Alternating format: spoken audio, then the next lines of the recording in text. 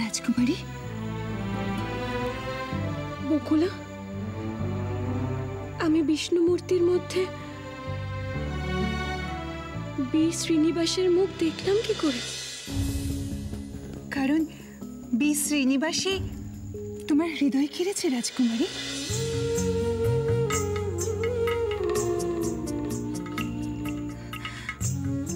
নারায়ণ প্রেমের প্রতীক, তার মধ্যে যে যার ভালোবাসার মানুষটিকে দেখতে পায়।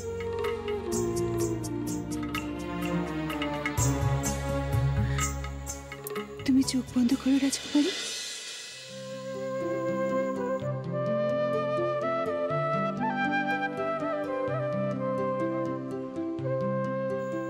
এবার ভাবো ভাবো রাজকুমারী, তুমি এক বিপদের মুখে পড়েছ, ভয়ঙ্কর বিপদ। চোখের সামনে কার মুখ ভেসে উঠছে দেখতে পাচ্ছ? কার মুখ দেখছো?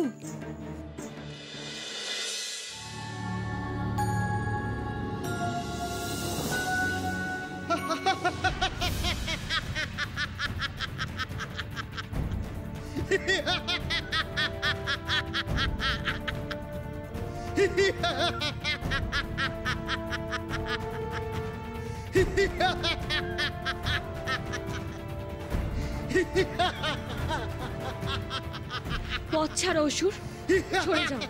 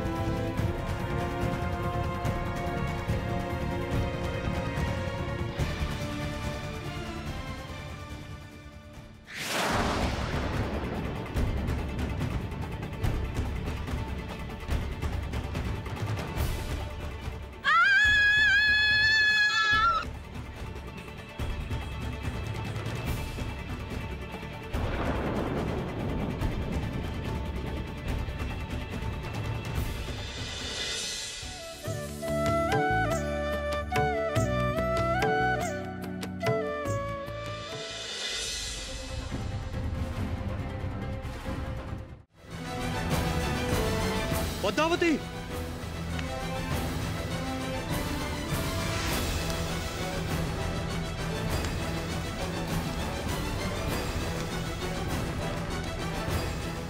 পদ্মা,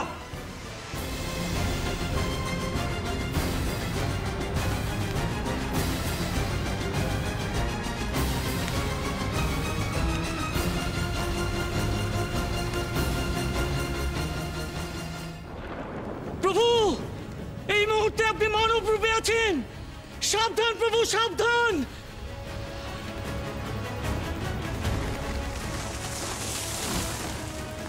পদ্মা, পদ্মা ওঠো, চোখ খোলো পদ্মাবতী, ওঠো পদ্মা, চোখ খোলো।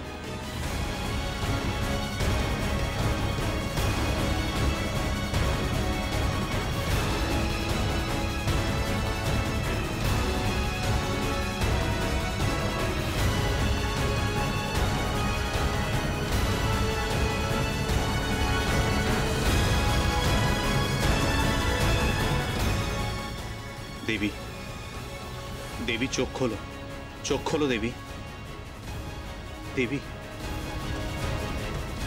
দেবী চোখ খোলো। প্রভু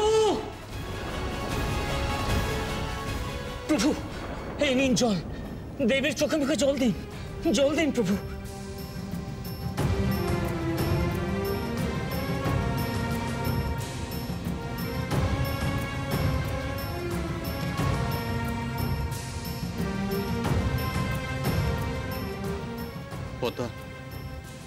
পদ্মা ওঠো, চোখ খোলো।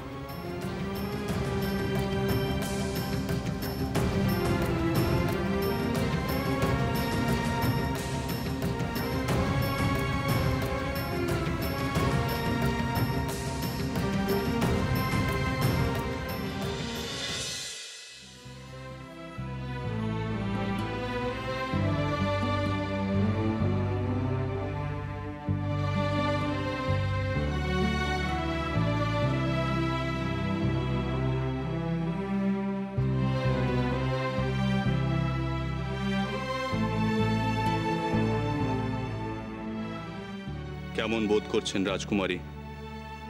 সুস্থ বোধ করছেন তো?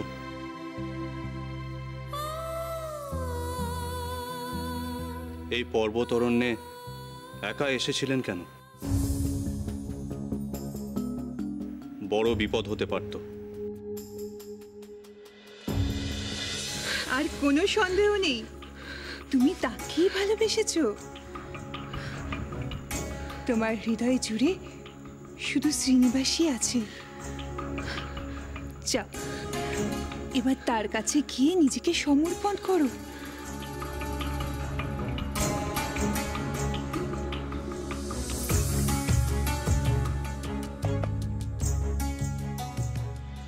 ওহ, কি সৌভাগ্য আমার!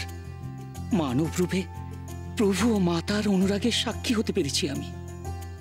মাতা ও প্রভুর মিলন এখন শুধু সময়ের অপেক্ষা। রাজকুমারী, গতকাল আপনাকে না জানিয়ে আপনার রাজপ্রাসাদে ঢোকা আমার উচিত হয়নি। আমাকে ক্ষমা করে দেবেন। না ভদ্রে, ক্ষমা তো আমার চাইবার কথা। আপনি বহুবার বহুভাবে আমাকে রক্ষা করেছেন, অথচ আমি কাল আপনার সাথে শত্রুর মতো আচরণ করেছি।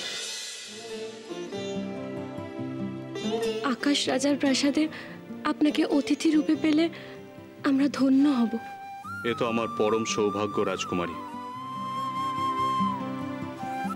আমি আর আমার সঙ্গী রাজভবনের অতিথি হতে অত্যন্ত আগ্রহী। রাজভবনে আপনাদের স্বাগত জানাই।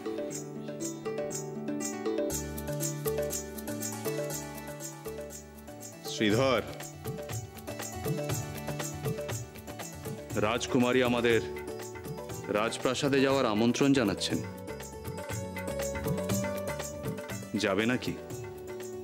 ওহ, কি সৌভাগ্য! এর থেকে ভালো সংবাদ আর কি হতে পারে প্রভু? রাজকুমারীর আতিথেয়তায় আজ আমরা পেট ভরে মিষ্টান্ন গ্রহণ করব।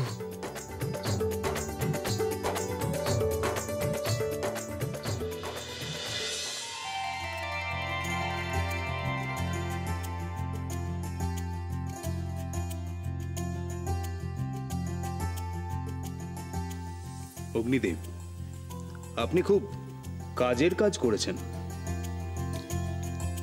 মহালক্ষ্মীর মনে নারায়ণের প্রতি অনুরাগ জন্মাচ্ছে।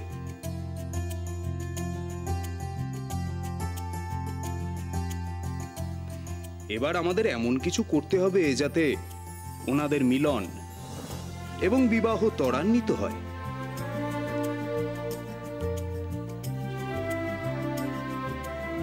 কিন্তু চন্দ্রদেব এবং সবিতাদেব এখনো এলেন না কেন? তবে কি আকাশরাজের কোনো খোঁজ পাওয়া যায়নি?